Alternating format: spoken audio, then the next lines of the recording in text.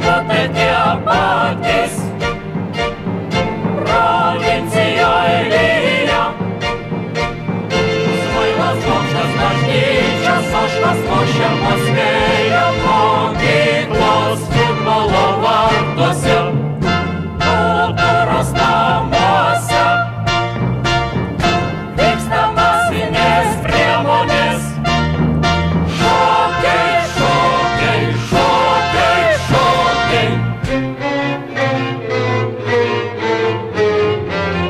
Aikštę pernai išasfaltavo, provincija daros nebe provincija, tik svarbu, kad žmonės galvotų ne periferiškai. Langas uždraušuolaida, kaip dangaus gabalėlis ar gražiai apčiulpta per matomą karamelę. Visur kažkas įdomaus.